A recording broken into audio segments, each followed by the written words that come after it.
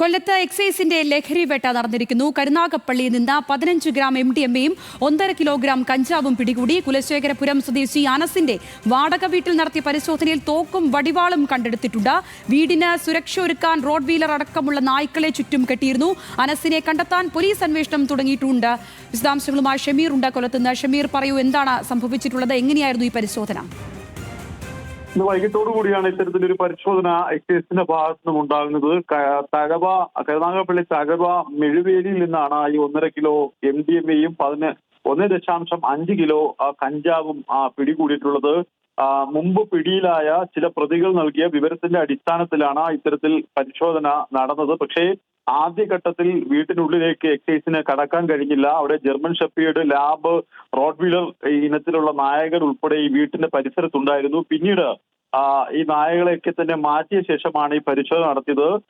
നായയെ കെട്ടിയിരുന്ന ഈ ഷീറ്റിന്റെ അടിയിൽ ചാക്കിൽ ഒളിപ്പിച്ച നിലയിലായിരുന്നു കഞ്ചാവ് കണ്ടെത്തിയത്. എന്തായാലും MDMA ഉൾപ്പെടെ ഇവിടെ നിന്ന് പിടിച്ചെടുത്തിട്ടുണ്ട്. കൊല്ലം എക്സൈസ് ആന്റി നാർക്കോട്ടിക് സ്പെഷ്യൽ സ്ക്വാഡാണ് ഈ പരിശോധന നടത്തിയത്. എന്തായാലും പ്രതി അനസിനെ കണ്ടെത്താൻ അന്വേഷണം ആരംഭിച്ചു. അനസ് ഈ പോലീസ് എക്സൈസ് അവിടെ എത്തുന്നത് അനുസരിച്ച് അവിടെ നിന്നും മാറിക്കളയുകയായിരുന്നു. പിന്നീട് ഇയാളെ കേന്ദ്രീകരിച്ചുള്ള അന്വേഷണമാണ് ഇപ്പോൾ നടന്നു വരുന്നത്. സംഗീത. ശരി ഷമീർ.